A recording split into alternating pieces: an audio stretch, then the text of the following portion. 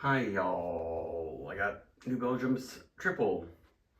So this is the Abbey style strong blonde or golden ale. I just realized this says ale brewed with spice. I looked on their website and it did not, I swear it did not list any spices. And triples are kind of more traditionally not spiced, like all the Trappist ones don't use it. And most Belgian, it's more of a New World thing, I feel like. But this one is 8.5%, quite fresh. Can September 3rd, so that's a day under 6 weeks in the can. And they listed a lot of hops. I think it's going to be kind of hoppy. Had like Hallertau, Zatz, Liberty, maybe some other one. So some traditional hops and some American ones that are kind of like European style. Probably had this at one point. It's in a can, not bottle conditioned, which is less fun. Most Belgian beers, I think, to get their real character and style, they should be naturally carbonated in the bottle, like champagne almost. So there you go. There's some color on this one. They said they used pale, Pilsner, and Munich malt, so Munich is a little bit of color. We have some tiny particulates in there. And of course, the carbonation's not crazy. I wish they would amp it up more. Head looks quite nice. Bubbles are popping, medium fast, but it looks pretty rich and dense. Smells good. I think New Belgium knows how to handle their Belgian yeast as they should, but they mostly these days I think sell Voodoo Ranger.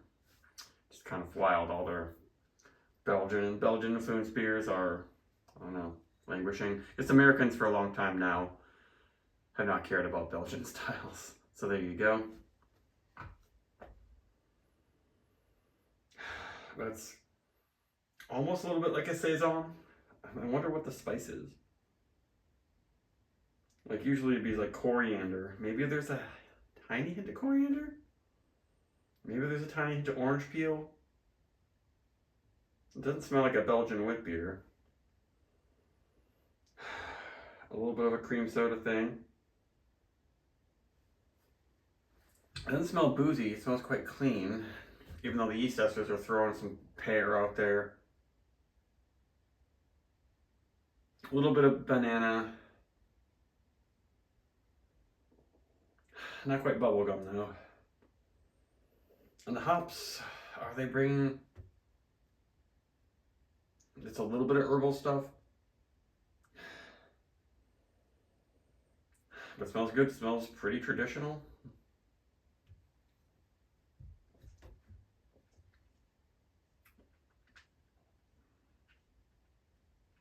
Similar taste, it's a little bit of bitterness. And it's a lot of sweet flavors, but quite dry.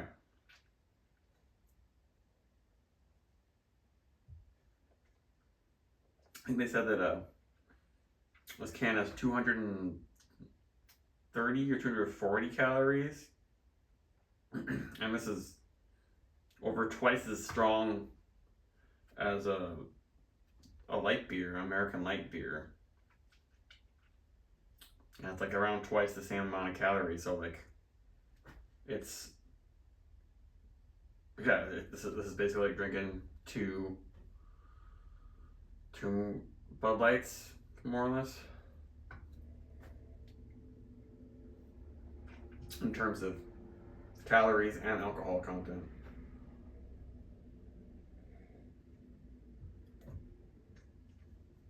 It's kind of light bodied. Yeah, not too boozy. After a few sips, then finally there's some warmth in this. I do notice it. It's 8.5%. You can't completely cover that up, but they brew it quite well. And is that coriander in there? I don't know. Yeah, it does dry out in the finish. Has kind of a spicy finish, but overall, like quite delicate, easy to drink. Excuse me. And it is carbonated, but sort of pretty medium carb.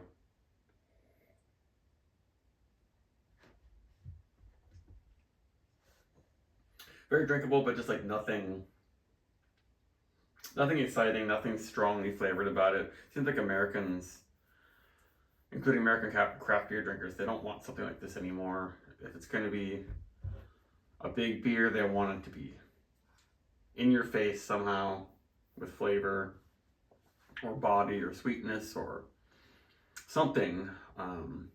Americans, I guess, when they're looking for something that's delicate and clean, really well made, they want lagers. Like the craft lager thing has really, that's the only thing that really is booming. Like this looks like a Helles kind of, but it's not as crushable as you would say.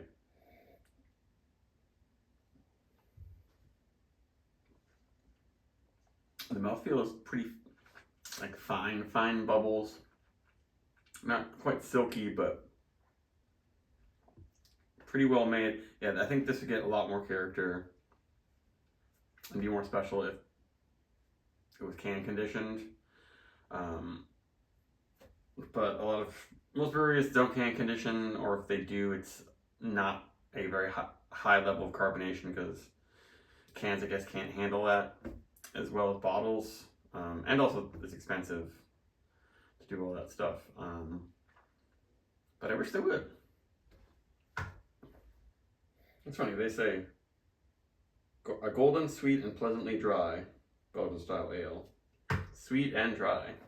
I mean, that's kind of the magic of a lot of the Trappist beers, is they are very big on the sweet flavors, malt flavors, sweet esters. Then they finish usually quite dry. This is pretty low in the phenol. It's not that spicy. Like a little bit, but the spiciness is kind of coming more from the hops probably.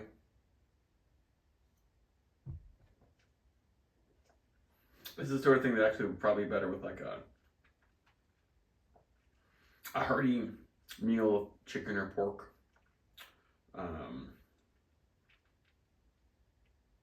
Where you want something that's got some sweetness. Yeah, it would go pretty well with like a pork chop or schnitzel, maybe even.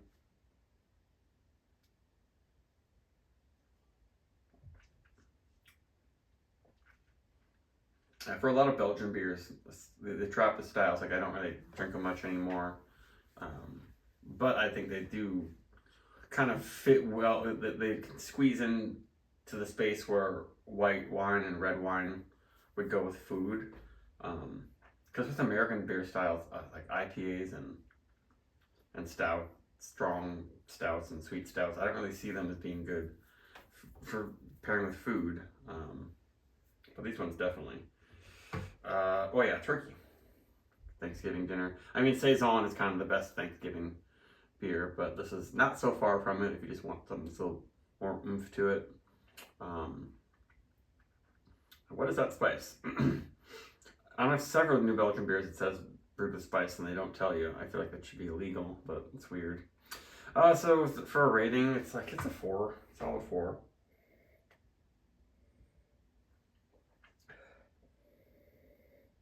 There's a little booze. There's a little bit of an herbal thing. I can't really describe it really well. It's almost grassy. So it's not a super boring beer, but it's not super exciting. So 4+ by